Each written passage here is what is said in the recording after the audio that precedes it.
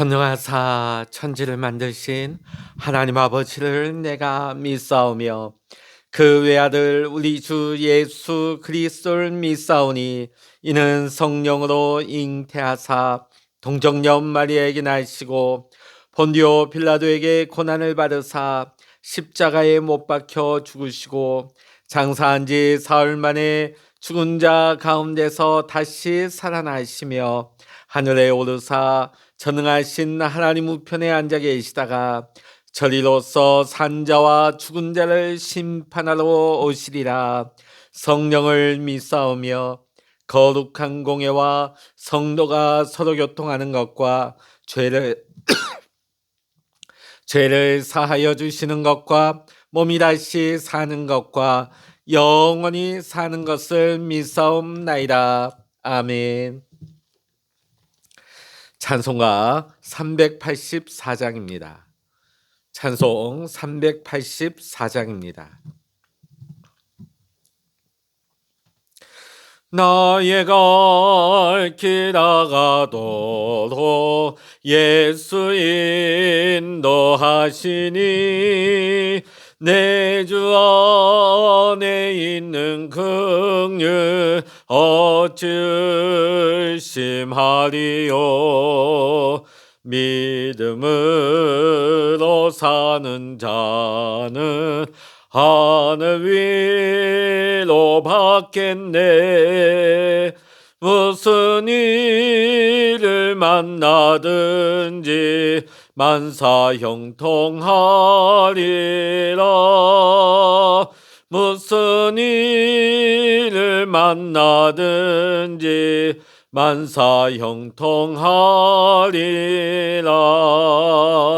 나의 갈 길 나가도록 예수 인도하시니 어려운 일 당한 때도 족한 은혜 주시네.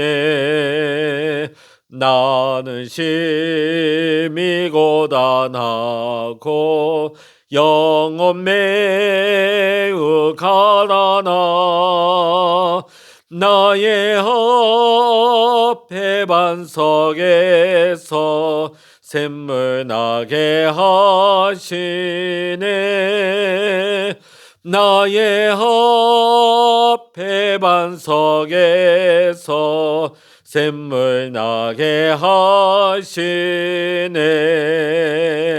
나의 갈 길 나가도록 예수 인도하시니 그의 사랑 어찌 큰지 말로 할 수 없도다.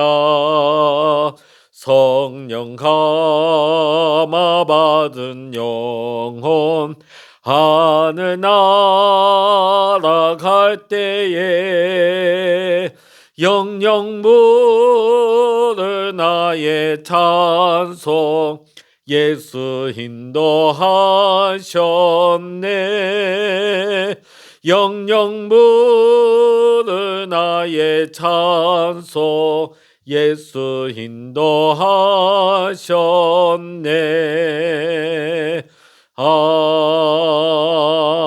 아멘.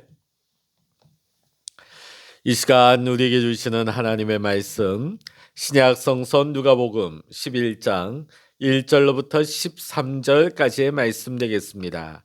신약 성서 111면 누가복음 11장 1절부터 13절까지 함께 읽습니다. 예수께서 한 곳에서 기도하시고 마치심에 제자 중 하나가 여짜오되 주여 요한이 자기 제자들에게 기도를 가르친 것과 같이 우리에게도 가르쳐 주옵소서. 예수께서 이르시되 너희는 기도할 때 이렇게 하라. 아버지여 이름이 거룩히 여김을 받으시오며 나라가 임하시오며 우리에게 날마다 일용할 양식을 주시옵고 우리가 우리에게 죄 지은 모든 사람을 용서하오니 우리 죄도 사하여 주시옵고 우리를 시험에 들게 하지 마시옵소서 하라. 또 이르시되 너희 중에 누가 벗이 있는데 밤중에 그에게 가서 말하기를 벗이여 떡 세 덩이를 내게 구워달라. 내 벗이 여행 중에 내게 왔으나 내가 먹일 것이 없노라 하면 그가 안에서 대답하여 이르되 나를 괴롭게 하지 말라. 문이 이미 닫혔고 아이들이 나와 함께 침실에 누웠으니 일어나 내게 줄 수가 없노라 하겠느냐. 내가 너희가 너희에게 말하노니 비록 벗됨으로 인하여서는 일어나서 주지 아니할지라도 그 간청함을 인하여 일어나 그 요구대로 주리라. 내가 또 너희에게 이르노니 구하라 그러면 너희에게 주실 것이요 찾으라 그러면 찾아낼 것이요 문을 두드리라 그러면 너희에게 열릴 것이니 구하는 이마다 받을 것이요 찾는 이는 찾아낼 것이요 두드리는 이에게는 열릴 것이니라. 너희 중에 아버지 된 자로서 누가 아들이 생선을 달라 하는데 생선 대신에 뱀을 주며 알을 달라 하는데 정갈을 주겠느냐. 너희가 악할지라도 좋은 것을 자식에게 줄 알거든 하물며 너희 하늘 아버지께서 구하는 자에게 성령을 주시지 않겠느냐 하시니라. 아멘. 할렐루야. 오늘 사랑하는 모든 믿음의 성도 여러분, 여러분의 삶과 여러분의 가정과 여러분의 생업의 터전 위에 오늘도 하나님의 크신 은혜와 평강의 축복이 함께 하시기를 주의 이름으로 간절히 축원합니다. 우리가 성경을 읽다 보면 예수님께서 기도하시러 올라가는 장면이 여럿 나오고 있습니다. 예수님께서 밤늦게까지 사역을 하신 후에도 새벽 일찍 일어나 한적한 곳에서 기도하셨습니다. 또 예수님은 산에 올라 밤이 새도록 기도하셨습니다. 예수님께서 순환을 맨 처음 예고하시기 전에도 기도하셨고 용모가 변화되어 모세와 엘리야가 영광 중에 나타난 그때도 바로 예수님께서 그 변화산에 올라 기도하시던 중이었습니다.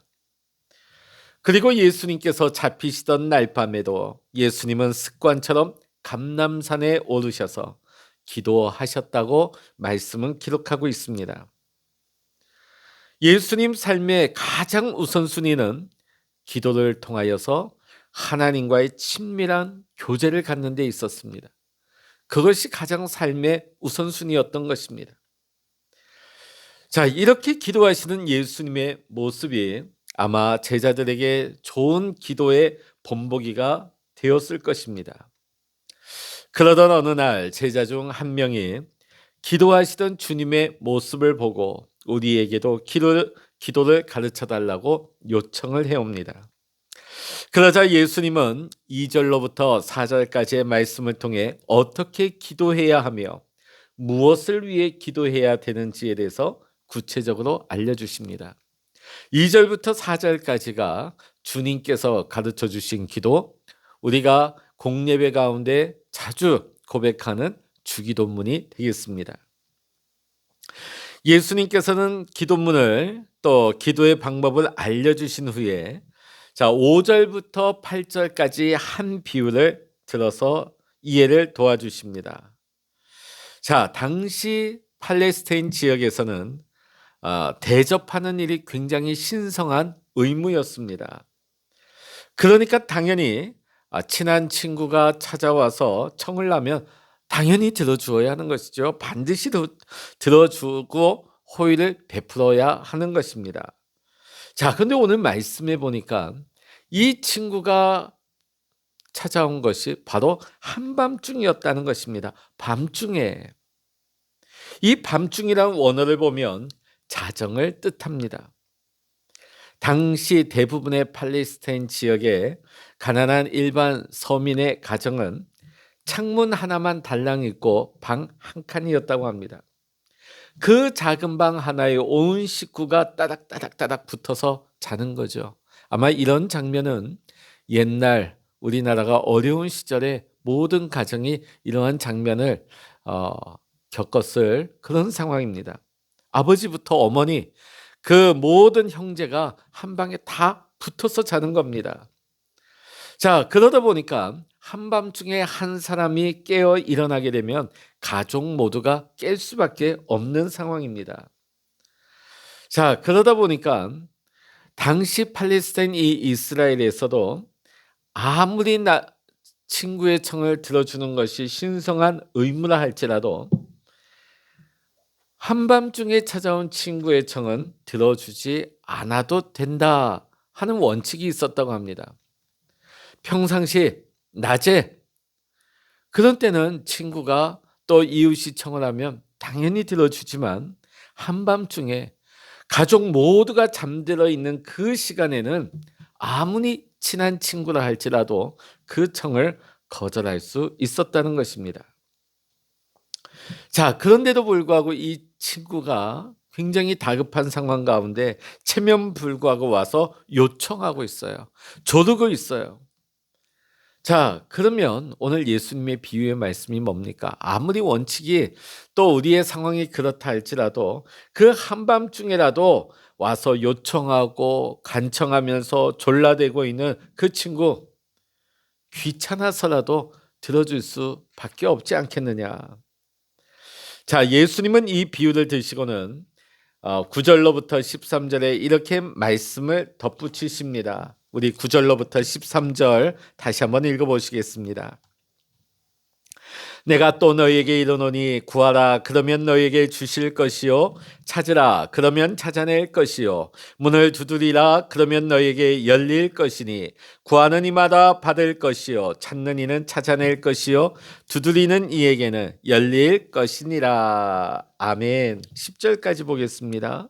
자, 그 뒤에 13절까지 보면 예수님께서 앞서 얘기해 주신 비유와 지금 이 9절과 13절의 말씀을 대조해 주고 있습니다. 이것을 통해서 하나님이 우리에게 어떤 분이 되시는가를 분명하게 예수님이 드러내고 계십니다.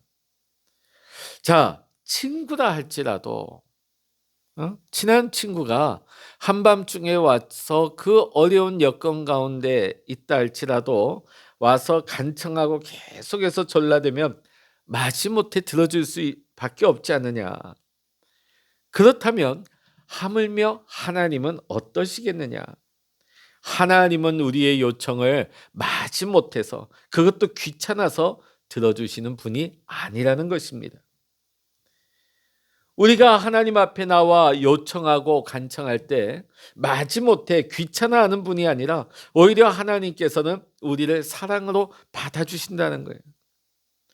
기꺼이 우리와 함께하기를 원하시고 그것을 기뻐하시는 선한 아버지 되시는 하나님이시라고 예수님은 우리에게 밝혀주십니다. 우리가 주님 앞에 기도할 때마다 우리가 잊지 말아야 할 것이 있습니다. 그것은 하나님 아버지가 우리의 선한 아버지가 된다는 그 인식을 갖고 있어야 되는 것입니다. 하나님이 나의 선한 아버지가 된다고 하는 그 인식을 분명히 하게 될 때 우리는 어떤 상황, 어떤 형편 가운데서도 그 모든 문제를 솔직하게 하나님 앞에 아뢰일 수가 있는 것입니다. 왜냐하면 선하신 아버지가 우리에게 가장 좋은 것으로 채우실 것이라는 것을 우리가 의심하지 않기 때문에. 왜? 그분은 우리의 선한 아버지, 좋으신 아버지가 되기 때문입니다. 때로는 우리가 원하는 응답을 받지 못할 때가 있습니다. 그러나 우리가 분명히 알아야 될 것은 그것 또한 하나님의 사랑이요 하나님의 지혜에 근거한 응답이다 하는 것입니다. 우리는 내가 원하는 대로 되면 응답이고 내가 원하는 방향이 아닌 전혀 다른 방향으로 일이 진척될 때는 하나님이 응답하지 않으셨다고 우리는 쉽게 단정짓곤 합니다. 그러나 그렇지 않습니다. 응답하지 않은 그 자체도 하나님의 은혜요 사랑이며 하나님의 지혜라는 것입니다. 그 자체가 응답이라는 것이죠.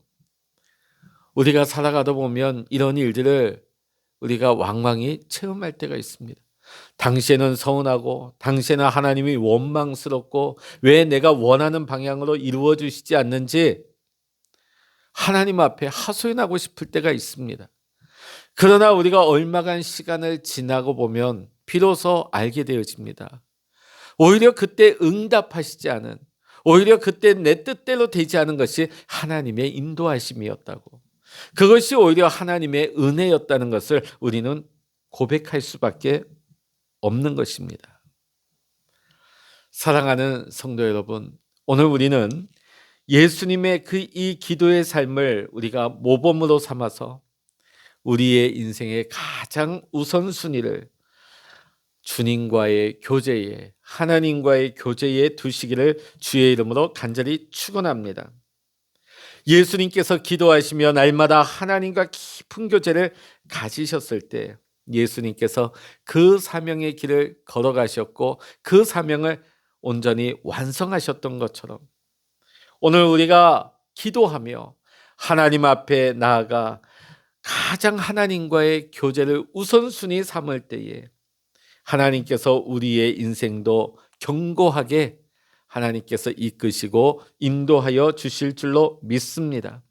오늘 본문의 말씀은 우리에게 말씀하고 있습니다.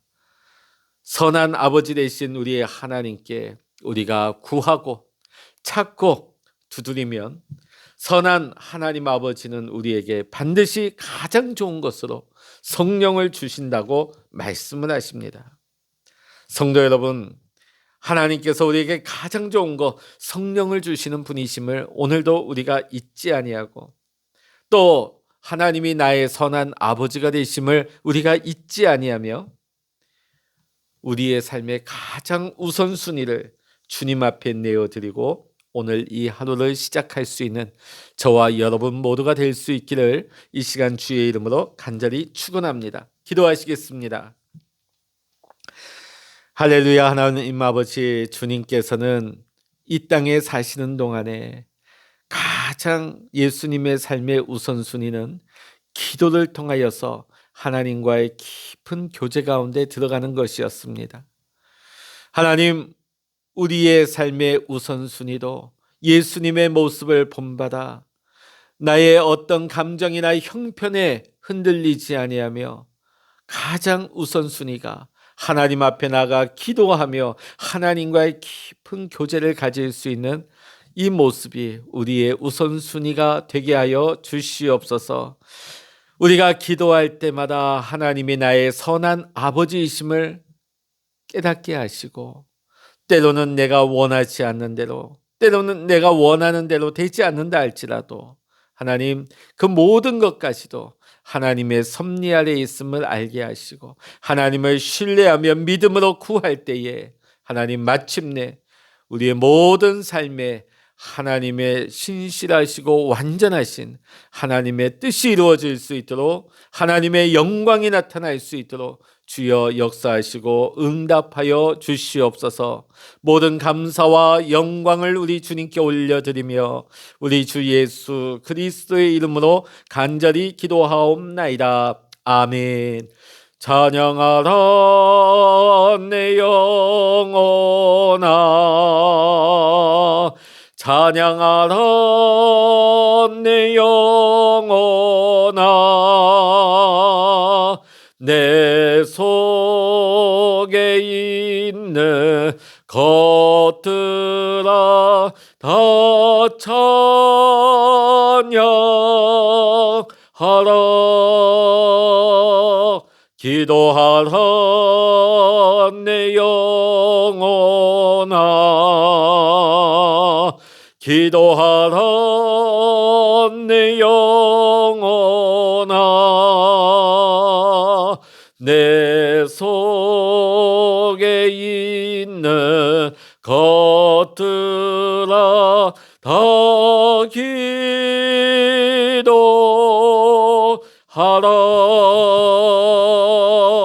주여 일창으로 합심하여 기도하십니다. 주여